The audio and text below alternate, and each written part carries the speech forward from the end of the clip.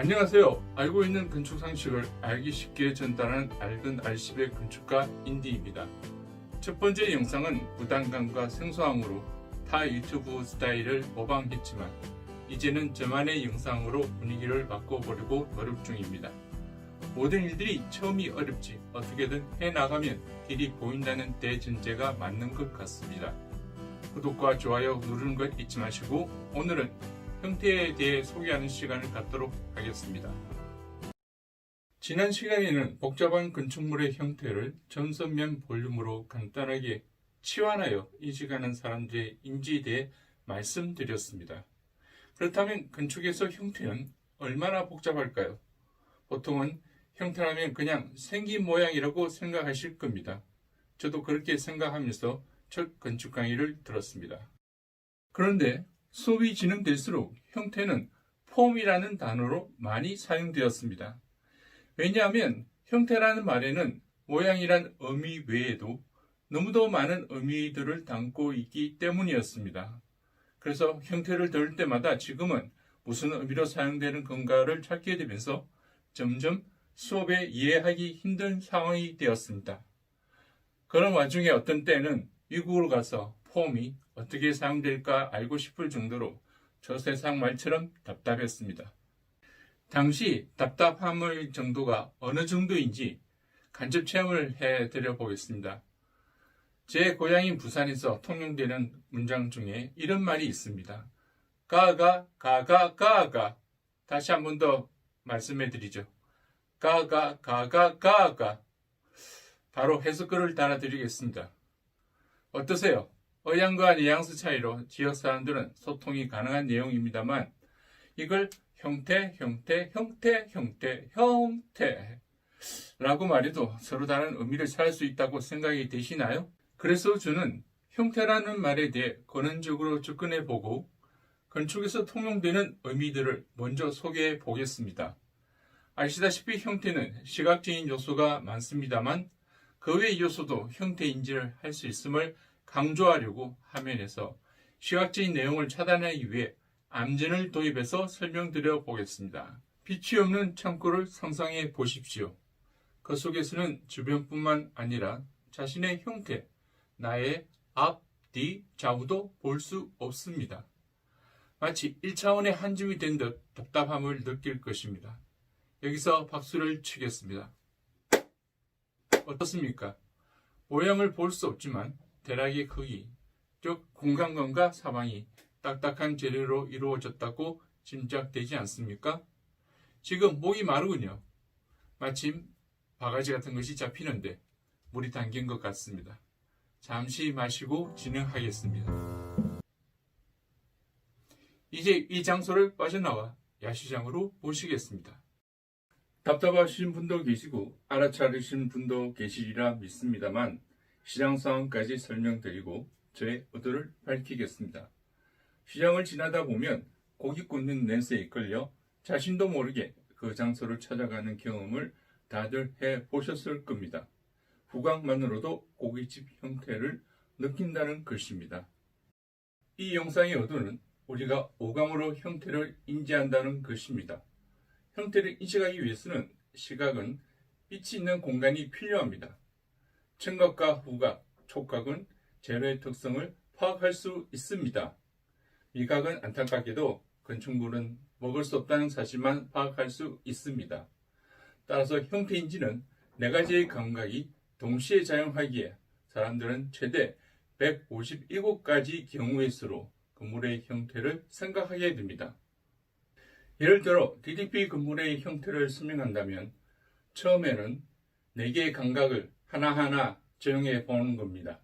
즉 곡선, 회색, 그림자 입체감, 딱딱한 금속, 묻지, 차감으로 간단하게 표현할 수 있겠습니다.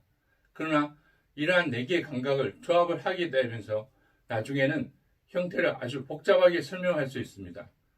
제가 예를 들어 보겠습니다. 바람에 쇳소리를 내는 묻지의 회색 금속벽은 곡면으로 차가웠고 그 음영은 역동적이다 라고 할 수 있습니다. 어떻습니까? 4개의 감각을 모두 사용해서 형태를 표현하니까 좀 더 자세하게 되긴 하는데 과연 여기 표현이 복잡해지지 않나요? 그런데 형태를 표현하는 것이 여기가 다 아닙니다. 내가 처한 상황도 형태 인지의 중요한 요인이 됩니다. 왜냐하면 형태 인지 요소를 여러 개 나열했지만 이 모든 감각은 나에게서 비롯되기 때문입니다. 그 상황을 대표적으로 나의 위치, 나의 방향, 나의 시각적 관성입니다. 첫째 위치 요소는 인지하는 내가 형태를 입체 혹은 평면으로 인식하게 되는 원인을 제공합니다. 우선 대상과 멀리 떨어져 있을 때입니다. 이 건물은 런던 아이입니다. 대관람차로 영국의 랜드마크입니다. 사진보다 우리가 더 멀리서 흐린 날에 본다면 구 모양은 원이나 점으로 인식하게 됩니다. 왜냐하면 구라는 입체를 느끼는 것은 음영, 즉 그림자가 드리워져야 인식할 수 있는데 흐린 날 멀리서는 음영을 읽기가 쉽지 않습니다. 3차원 형태를 2차원으로 인식할 수 있다는 것이지요. 또 다른 나의 상황을 볼까요? 내가 바라보는 방향에 따라 기존 형태는 다르게 보여집니다. 사례는 지난 영상에서 언급한 고궁 창살의 경우입니다. 바라는 방향이 정면이 아닌 측면에서 바라보는 창살들은 그 간격이 촘촘하여 벽으로 인식된다고 말씀드렸습니다. 시각적 관성은 여기에 있는 모형으로 대신 설명드리겠습니다. 모형의 바닥면이 책상 위에 안정적으로 놓여 있습니다. 이 모형을 들어 올려서 두 면의 모서리로 바닥 위에 세워질 수 있도록 놓아 보겠습니다.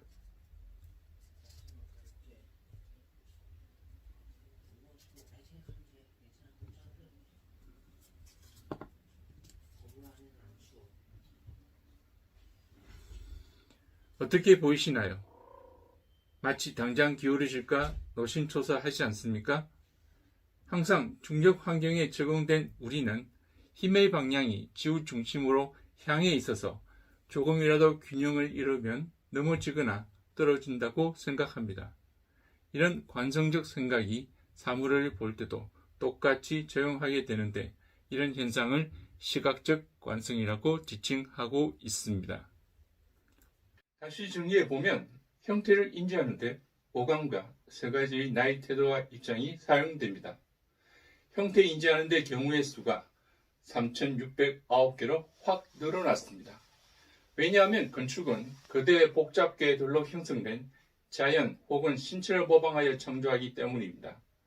레오나르도 다빈치는 자연은 최고의 스승이다 라는 말을 남겼듯이 사람들이 자연을 관찰하고 이를 모방하려는 노력은 아주 오래전부터 이어져 왔습니다.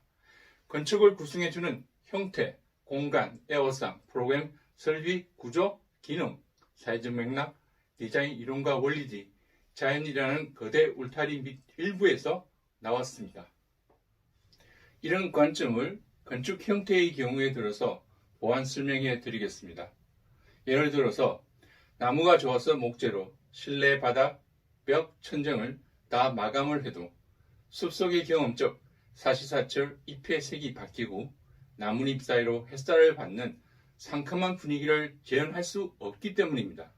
즉 죽은 나무로 만든 목재가 자연의 형태를 구해내지 못하기 때문입니다.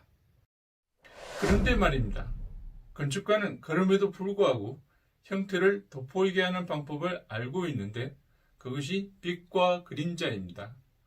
당장 간단한 실험을 해보겠습니다. 지금 저는 촬영을 위해서 보조 조명을 사용하고 있습니다. 이 조명을 꺼보도록 하겠습니다. 어떠신가요? 조명마저 없으니 더 볼품이 없으시죠? 흔히들 조명빨 하시지 않습니까? 그만큼 일상 속에서도 빛은 큰 역할을 합니다. 현대 건축에서 빛을 주제로 설계한 건축가들이 많습니다. 시간 관계상 대표적으로 세 분만 언급하겠습니다. 사실 너무 많은 건축가가 다루기 때문에 제가 다 소개해 드릴 수가 없습니다. 지금 보이시는 건물은 프랑스 건축가 르꼬르비제의 롱상 성당입니다. 그 실내 내부의 제대부를 보십시오. 빛과 그림자로 이루어진 이 부분이 종교의 신비함을 드러내지 않습니까? 다음은 일본 건축가 안도 다타오가 설계한 베네세 주택의 실내 모습입니다. 빛이 콘크리트 공간과 테니스 소파를 비추는데 빛의 부드러움과 온기가 느껴지시지 않습니까? 이번 장면은 미국 건축가 프랑크 로이 라이트의 구겐하임 뉴욕 미술관 내부입니다. 천정의 빛이 홀 내부를 가득 채우는데 관람자들은 스스로 특별한 공간에 있음을 축복할 것입니다. 이처럼 형태를 이루는 모양, 질감, 재료, 음영, 색 등은 모두 건축 공간에 영감과 질을 부여하기 위해 사용됩니다. 특히 빛과 그림자는 앞서 언급한 형태의 요소들을 돋보이게 합니다.